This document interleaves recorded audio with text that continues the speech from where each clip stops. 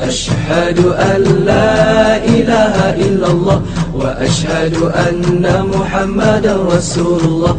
Tiada Tuhan selain Allah, Nabi Muhammad Rasulullah. My name is Adnan Jahangir. I'm a medical student and I'm an atheist, but this lecture has convinced me otherwise that Assalamu alaikum is one of the best greetings.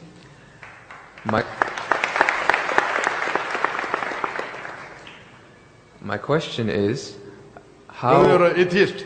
Yes. Or a Muslim? No, I'm a Muslim. I'm an atheist, ex-Muslim. You were a Muslim, now you're an atheist. Okay, brother, go ahead. Alright. My question is of two parts. First one, what is the stance of Islam on evolution? And two, what is the stance of Islam on apostates?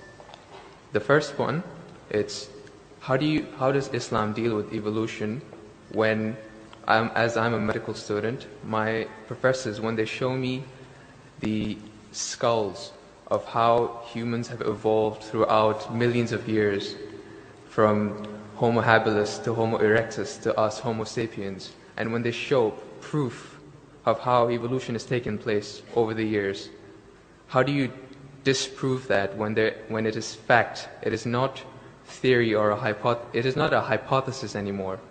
It is fact. How do you disprove that, if you could answer? Brother Jahangir has asked a question that what is the Islamic view on theory of evolution? And brother, if I reply to you, then will you come back to the fold of Islam? If it's a convincing enough answer. If I give a convincing reply, will you come back to the fold of Islam? Inshallah. Inshallah. Good. Brother Jahangir has asked a question. He said you are a Muslim and now he's an atheist. And he asked, what is the view of the theory of evolution? For complete, you can refer to my talk on Quran and modern science, which covers in the question and answer session theory of evolution. As far as the question on theory of evolution is come, there is no book so far that I have read which talks about fact of evolution. Theory of evolution means the theory. And when we talk about theory of evolution, we start thinking of Charles Darwin. He wrote a book called The Origin of Species. And in that book, he says that he went on a ship by the name of HMS Beagle, and he went on an island by the name of Calotropis, and there he saw birds pecking in niches. Now, depending upon the niches, the holes they pecked, the beak became short and long. Based on this observation, he propounded his theory of evolution. He propounded his natural selection. And Charles Darwin, he wrote a letter to his friend Thomas Thompson in the 19th century. And he said that I do not have proof as far as my theory of evolution is concerned. There are missing links. But because it helps me in rudimentary organ, it helps me in classification, I have propounded this theory. That is the reason when we were in school, if we had to tease any of our friends, we used to call him that you are the missing link. If you were present, Darwin's theory would have been proved right, indicating that he's a monkey.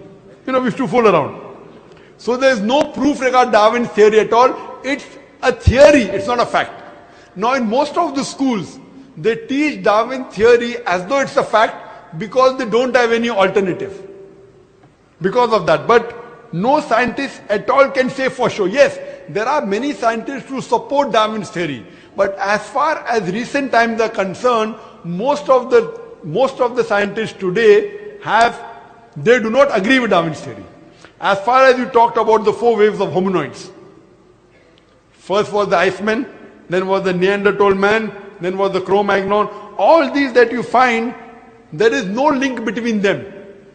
There is no link whatsoever. According to P.P. Grassi, who held the chair of the evolutionary studies in Paris Sorbonne University, he said, it is letting your imagination run too wild to assume, based on few studies on the vestiges, on the skeletons, to think that we have been created from ape. There is no link at all among all these 4. So Darwin propounded. Now many things of Darwin is correct. For example, life was created from water. That Quran also says in Surah Anbiya chapter number 21 verse number 30. The Quran says, وَجَعَلْنَا مِنَ الْمَاءِ كُلَّ شَيْءٍ أَفَلَا يُؤْمِنُونَ. We have created everything from water. Every living thing from water. Will you not then believe? So this is correct. So many things of Darwin is correct. But as a whole, everything is not true. That we have been evolved for apes, is not at all. If there was evolution today, we should be having some people who are in between monkeys and human beings. We don't find that in any museum. Brother Jangir, if it's true that this species has been evolving, today we should find some species at least which are in between the human beings and the men. I would request the audio technician to increase the volume a bit. The audio technician, wherever he is, can you increase the gain please? Jazakallah. Jazakallah shukran. That will have less strain on my vocal cords. So all these today, even according to molecular biology, according to the specialist of molecular biology, they say it is absurd to think that our DNA of the human beings have been evolved from ape. It's not possible at all. There are many books written against Darwin's theory. Now just because there is no substantial fact, that's the reason in school yet you teach about Darwin's theory. But if you read the latest researches, most of the scholars today do not believe in Darwin's theory as a whole to be correct. No scientist today yet believes. Very few, there may be few. But the majority, they disagree that we have been created from apes. And that's what the Quran says, that we believe in the theory of creation, not in the theory of evolution. The theory of creation, not the theory of evolution. Or rather I should say the fact of creation. Hope that answers the question, brother. No. So where was the question? What did you not understand? What you say, it is true. It was true. 150 years ago it was true. It's not Darwin's theory anymore. 150 years of research has said that it's not once. He was just the one who started the ideology of evolution. It has gone over loads, 150 years worth of research with the latest scientific advancements, that it's not what you're saying. When my professor shows me proof, it's not just from apes, which is completely certain. When you see proof how the common cold evolves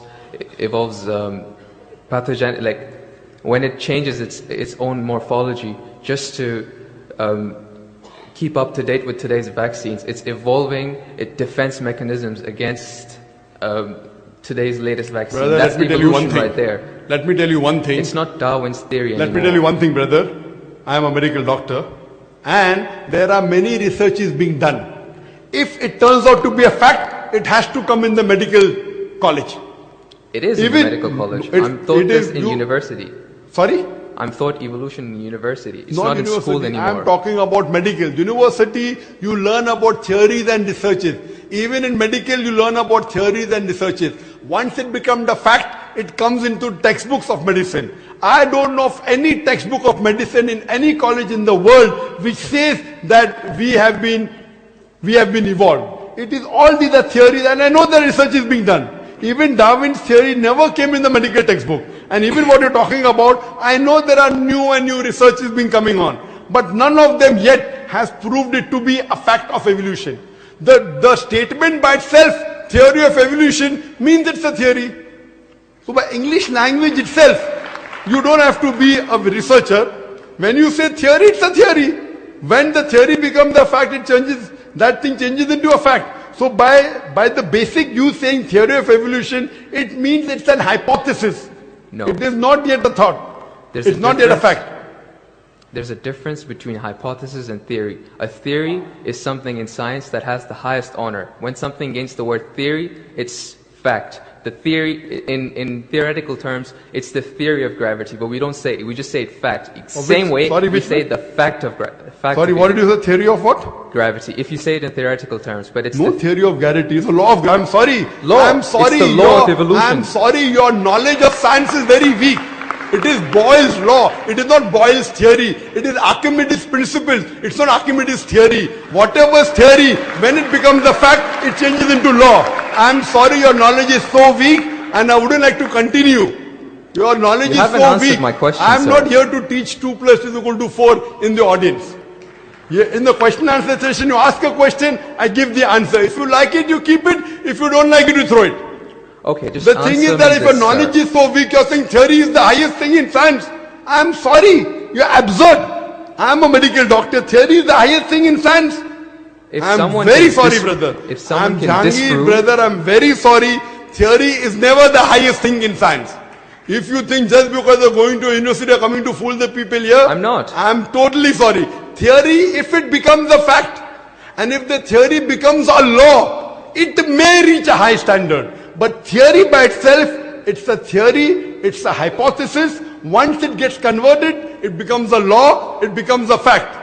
Newton's law, it becomes a fact, it becomes a law. I'm sorry to say that by itself, calling it a theory means it is not yet an established fact.